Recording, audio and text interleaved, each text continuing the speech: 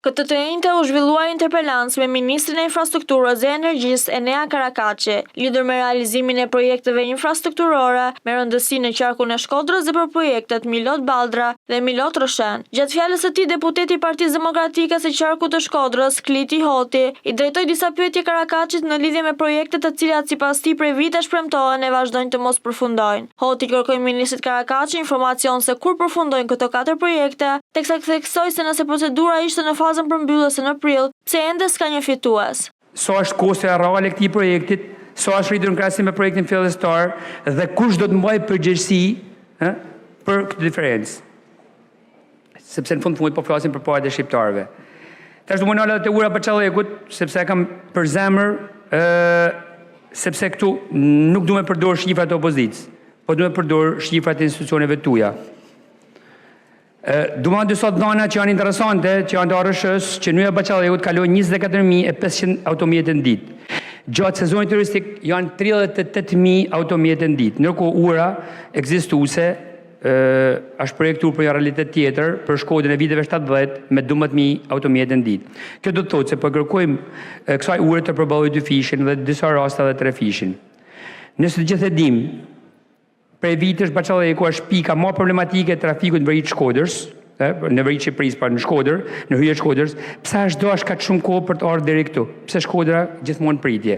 Nga ana tjetër, deputeti i Partisë Demokratike së qarkut të Lezhës, Gjingjoni, u shpreh se veriu po përballet me një diskriminim dhe neglizhencë të investimeve publike. Deputeti u shpreh se rrugët në zonën e Lezhës janë të amortizuara dhe se projektet madhore mbeten premtime pa asnjë rezultat. Qytetarët e këtij qarku janë trajtuar në mënyrë të diferencuar me një diskriminim negativ për shkak të një zhvillimit pa barabartë në infrastrukturë, por edhe me pagesa më të mëdha se sa qytetarët e tjerë. Infrastruktura aktuale dhe trafiku Milot Balldrej, pjesë e infrastrukturës që lidh kryeqytetin Tiranën me Lezhën dhe Shkodrën, por edhe me Rrshenin, që nga viti 2013, kur qeveriste Partia Demokratike, nuk ka as edhe një investim duke krijuar probleme të jashtëzakonshme të mëdha dhe konstante për udhëtarët, turistët dhe bizneset.